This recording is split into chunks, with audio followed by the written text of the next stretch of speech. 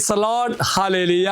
യേശുവിലേറ്റവും പ്രിയമുള്ള സഹോദരി സഹോദരന്മാർ, ഇന്ന് നാം ധ്യാനിക്കുന്ന വചനഭാഗം യെശയ്യാ പ്രവാചന പുസ്തകം 43 അധ്യായം 18-19 വാക്യങ്ങൾ.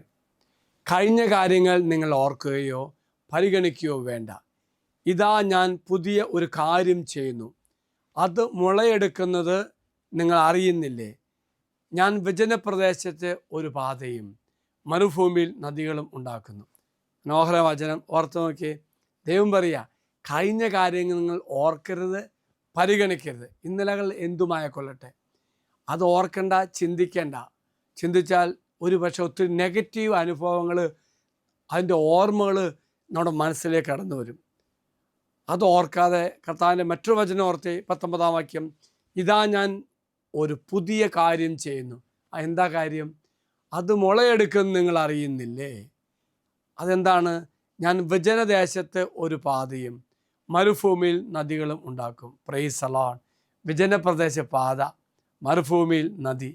അതായത് നമ്മുടെ ജീവിതത്തിൽ കർത്താവ് പുതിയ എന്തൊക്കെയോ ചെയ്യാൻ പോകുന്നു. കർത്താവ് പറയുന്നു, പഴയ കാര്യങ്ങൾ മറക്കുക, വീണ്ടും ഭൂതകാലത്തെക്കുറിച്ച് ചിന്തിക്കരുത്. നെഗറ്റീവായ മുൻകാല അനുഭവങ്ങളാൽ പിന്നോട്ട് പോകുന്നതിന് പകരം മുന്നോട്ട് പോകണം. പുതിയതിനെ സ്വീകരിക്കുവാനും ദൈവത്തിൻ്റെ പാതയിൽ വിശ്വസിക്കുവാനും അത് നമ്മെ ശക്തിപ്പെടുത്തും. ശുഭാപ്തി വിശ്വാസത്തിൻ്റെ ശക്തമായ ഒരു സന്ദേശമാണ് ഈ 2 വചനങ്ങൾ അടങ്ങിയിരിക്കുന്നത്. ഭൂതകാലത്തിൽ വയ്ക്കുക, മുമ്പത്തെ കാര്യങ്ങൾ മറക്കുക, ഭൂതകാലത്തെക്കുറിച്ച് ചിന്തിക്കരുത്. ഒപ്പം തന്നെ എല്ലാം നന്മയ്ക്കായി പരിണമിക്കുന്ന കർത്താവ് മരുഭൂമിയിൽ ഒരു വഴിയും വീണ്ടും അരുവി ഉണ്ടാക്കാൻ കഴിവുള്ള നമ്മുടെ കർത്താവ്, ആ കർത്താവിനെല്ലാം സമർപ്പിക്കുക.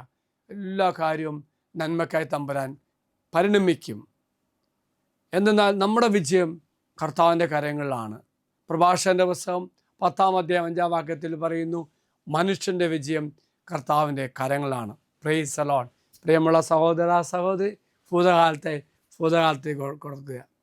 ഇതാ നാളെ ഭാവി നമ്മുടെ ജീവിതം ദൈവകരങ്ങളിൽ സുരക്ഷിതമാണ്. എങ്കിൽ നമ്മുടെ വിജയം മാത്രം ആഗ്രഹിക്കുന്ന കർത്താവ് നമുക്ക് വിജയം തരും.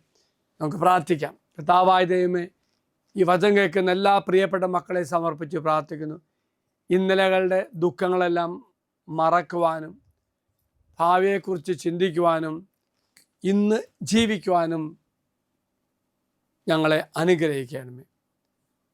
ഞങ്ങൾ വിശ്വസിക്കുന്നു, ഞങ്ങളുടെ വിജയം അങ്ങയുടെ കരങ്ങളിലാണെങ്കിൽ ദൈവമേ, വിജയം നൽകുന്ന കർത്താവെ, ഞങ്ങളുടെ ജീവിതത്തിൽ നീ ഇടപെടണമേ. അമ്മേ മാതാവേ, ഞങ്ങൾക്ക് വേണ്ടി മാധ്യസ്ഥം പ്രാർത്ഥിക്കണമേ. നമ്മുടെ കർത്താവായ ശമിശാകൃപയും പിതാവായ ദൈവത്തിൻ്റെ സ്നേഹവും പരിശുദ്ധാത്മാവിൻ്റെ സഹവാസം കൊണ്ട് ഉണ്ടായിരിക്കട്ടെ, ഇപ്പോഴും എപ്പോഴും എന്നേക്കും. ആമേൻ. Praise the Lord.